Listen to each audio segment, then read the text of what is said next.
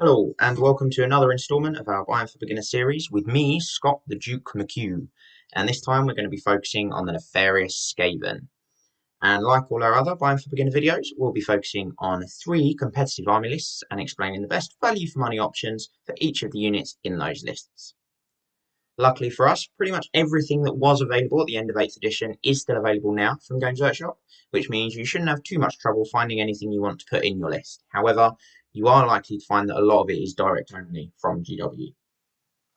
Now, on to the main event. I'm going to go through some competitive lists and take you through exactly what you need to buy for each unit or character and give you the best cost I could find for each of them. The first list is going to be 1,500 points, the second will be 2,000, and the final one will be a Triple Crown Wargaming event standard 2,500 point list. In each one, I'll try to keep as many of the units and characters the same, so you can slowly build up your Skaven force and not end up with units sitting in a case gathering dust by the end of it. The 1,500 point list I've got with me today consists of a level 4 Seer equipped with the Talisman of Endurance.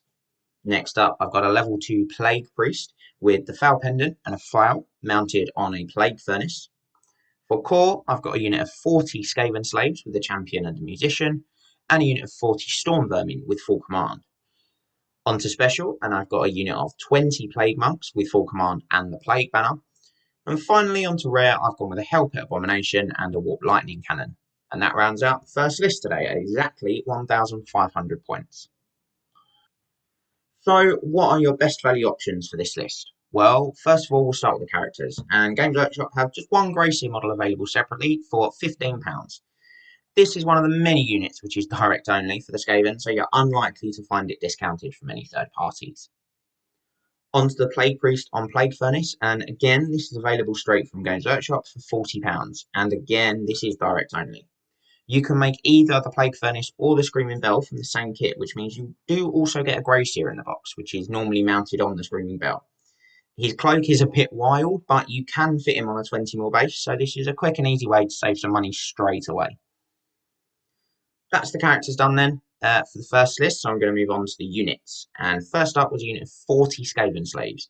Now, Games Workshop sell a box of 20 Clan Rats, which are essentially exactly the same as Skavenslaves, for £25. These aren't direct only, and I managed to find these for £18.25 from Boards and Swords Hobbies. You'd need 2 boxes for the list, so that'd bring the total to £36.50 for that unit of 40. The second and final core unit for this list comprises 40 Stormvermin, and yet again, Games Workshop still sell these, and they sell them in a box of 20 for £32.50. Unfortunately, we're back to the direct only bits, so you're unlikely to find these from any third parties any cheaper than that, and I certainly couldn't when I had a look. At £32.50 per box, that would bring the cost of the unit to £65. Compared to everything else in the list, that seems incredibly expensive. But don't worry too much, there are lots more savings still to come. Moving on to the special slot now, and we have a unit of 20 Plague Monks. These are the same price as the Clan Rats at £25 for a box of 20, and like the Clan Rats, aren't direct only. Also like the Clan Rats, the cheapest I could find these was from Boards and Swords, although this time at £18.45 per box. As it's only a unit of 20, you would only need a single box for this list. Finally, onto rare, and the first unit was the Pit Abomination.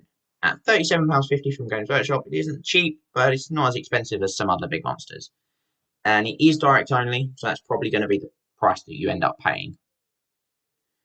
The final unit in the list was a Warp Lightning Cannon. Now, Games Workshop sell the individual Skaven war machines for £22.50, and it's one of the few Skaven units which isn't direct only, but I wasn't actually able to find it anywhere else. That being said, though, there is an opportunity to save some money across a few of the units we have in this list, namely the Seer, Plague Priest, Plague Monks, and this Warp Lightning Cannon, and that is with the Start Collecting box. With Start Collecting Skaven Pestilence box, you get over half of the units you need for this army, and for just £55 direct from Games Workshop. As a Start Collecting box, it is not direct only, so I did manage to find it even cheaper from Boards and Swords at just £49.50. That is an incredible saving of £38, assuming you get the Seer from the Plague Furnace box. It's more than a £50 saving if you were to buy the Seer separately. And what a way to wrap up that first list. With that amazing saving from the start collecting box, and assuming you get the Skavenslaves from Boards and Swords, and the rest direct from Games Workshop, that brings the total for the first list to just £188.50. For that, you get a very competitive 1500 point army. That's a great stepping stone to building on your Skaven force. Next up, I'm going to look at a 2000 point list. This one contains a level 4 Gracier, but this time he's mounted on a Screaming Bell with no additional equipment. Next, I've got the exact same Plague Priest as in the first list. A level 2 Wizard on a Plague Furnace with a Flail and the Foul Pendant. Onto core, and I've dropped one model out of each of the units from the first list. So I've got a unit of 39 Skavenslaves, Champion and Musician, and a unit of 39 Stormvermin with full command. Additionally, for this list, I have a unit of 30 Clan Rats with full command in my core. For special, I've just increased the size of the unit of Plague Monks from 20 to 34. Again, they have full command and the Plague Banner.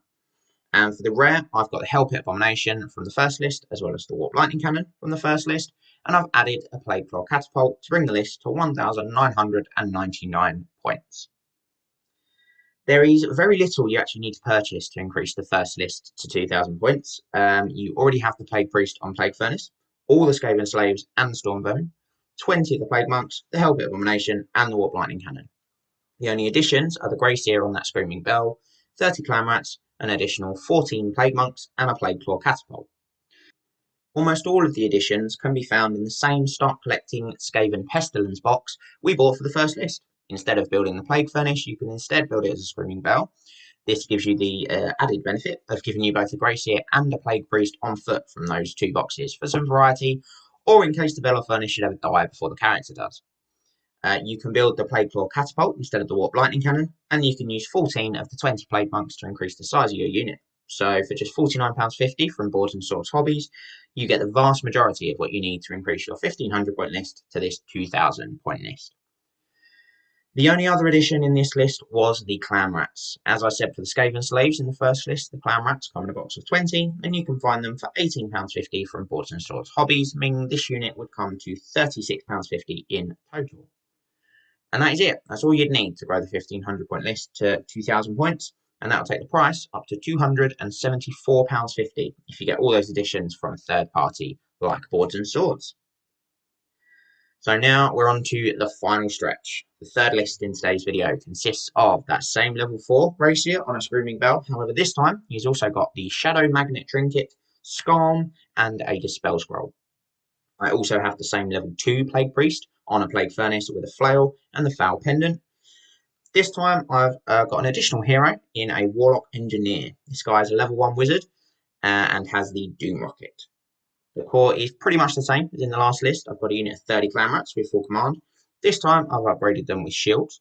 I have a unit of 41 Skavenslaves, this time with a Champion and Musician. And again, I've upgraded them with shields. And a final unit of 39 Stormvermin with full command. This time they also have the Storm Banner and, you've guessed it, shields. In special, I've got the same unit of Plague Monks with full command and a Plague Banner, except I have upped it to 40 rats from the 34 in the previous list. And finally, for rare, I've got a Pit Abomination, a Warp Lightning Cannon, and a Plague Claw Catapult from the previous list, plus a Doom Wheel. And that brings the final list in today's video up to 2,499.5 points. Gotta love those old school books with those half a point upgrades. Just like with the last list, there isn't actually a lot to add in to make this 2,500 points. We've just got a Warlock Engineer and a Doom Wheel to add. Everything else can come from the boxes we have already bought for the previous two lists. You may have noticed that the unit of Skavenslaves is now a unit of 41 instead of 40. Don't worry, that doesn't mean you need to buy a whole new box for a single model. We all know how annoying that can be. The Skavenslaves are the same kit as the Clan Rats, and you have 10 spare from the two boxes of those that you need. So you can use one of them and turn it into a slave. Problem solved. So back to the additions for this list then. I'm going to start with the Warlock Engineer with Doom Rocket. Games Workshop brought out the perfect model for this guy after the end of 8th edition Warhammer. But as with many of their new creations, he is perfect for rank and flank fantasy battles too. He just about fits on a 20mm base, which is always nice. I am of course talking about that Warlock Bombardier. He doesn't leave much to the imagination as of his equipment, so I wouldn't expect your opponent to be too surprised when you decide to drop the Doom Rocket from him. For a single character, he's not cheap at £17.50 from Games Workshop. But Thanks to him being a new model released for Age of Sigmar, he isn't direct only, and you can find him from Balls and Swords for £15.75. The final edition is the Doomwell. This, unfortunately, is another direct-only kit from GW and is sold for £22.50, which, when you consider the detail on the model, really isn't that bad at all. But that is all you'd need to get the final list in today's video. One Warlock Bombardier from a third party like Balls and Swords and the Doomwell from Games Workshop would bring the final total for all three lists to just £312.75. That's not bad for a competitive 2,500 point army with over 150 models. You do also get a little bit of variety in there, although not too much. You could, of course, run the Skavenslaves as more clan rats, or vice versa, and you have 9 spare from that second box of clan rats, so you could also increase one or both of the units slightly. You've got a Grey Seer and a Plague Priest on foot as well from those 2 start collecting boxes, so you could take either off of their mounts. A small note of caution though for this army is bases. You will need to source these separately, as all of the models are supplied with incorrect base sizes or shapes for Warhammer Fantasy. I've found the best Games Workshop equivalent bases are from Tiny Worlds Wargaming. They all come with a slot on the underside of the base to make magnetising them really simple. And they also sell magnets and movement trays, so you can get everything you need in one place. At $3.99 for 20mm square bases, or $14.99 for 100 20mm square bases, both either with or without slots, they're really competitively priced too. Some of the units we've used in these lists come on quite awkward base sizes, those units being the Screaming Bell, the Plague Furnace and the Pit Abomination, all of which come on 60 by 100mm bases back in the good old days of 8th edition. Because this is such a unique base size, most of the places that do sell square bases don't sell them in this size, so you have a couple of options. You could either make the bases out of bits of Games Workshop movement tray, if you have any of that lying around, and if you don't mind the bases not having the same look as the rest of your army. Or you could glue 6 20mm square bases together in a sort of 3x5 formation to get the correct base size. As I don't have any of the gold dust that is the old GW movement tray lying around, I'd go for the 6 20mm bases glued together. Once they're glued, you can fill the gaps with a bit of green stuff to make a nice flat surface for basing and to add a bit more strength to the joints. If you were to go down that route, and if you buy the bases from Tiny Worlds Wargaming, then you would need 180 20mm squares. You need a few less than that, but they do only sell them in bags of 20. And 4 50 by 100mm chariot bases for the Doomwell and both pieces of artillery. Again, obviously you actually only need 3, but they come in packs of 2. All of those bases would come to £38.93, bringing the grand total up to £351.68. Now, this definitely isn't the only way to build and run a competitive Skaven list, but I think this is a very solid core of an army. The 2 mounts for your characters give you 2 unbreakable units, probably the Stormvermin and the Plague Monks, and the Pit Abomination and Doomwell give you great flanking units to hit whatever gets stuck fighting your 2 big blocks. Plus, you've got the artillery and your wizards raining damage down, and don't forget that cheeky Doom Rocket as well. As for what I'd go for next, it would probably be a Chieftain BSB. Skaven don't have amazing leadership, even with strength in numbers, so it's nice to have a bit more reliability. Having said that, 2 of your units are unbreakable, and the Helper is stubborn, so it's not a necessity. One thing I do think this list is really lacking though is chaff, so some small units of Giant Rats would also be a good choice. If you're using end times units in your game, then of course Storm Fiends are very hard to overlook, although they're not cheap, so you would have to change the list significantly to get them in somewhere. I hope today's snippet has helped you understand what I believe are the best choices for a competitive Skaven army, and hopefully it's shown you little ways to save a bit of money too along the way. If you've got any suggestions you think we missed, or if you want to know what we would use for certain units that are no longer available from Games Workshop, head over to any of our socials at Facebook, Instagram and Twitter, or email us directly, all of the links for which are below, and we'll do our best to help you out.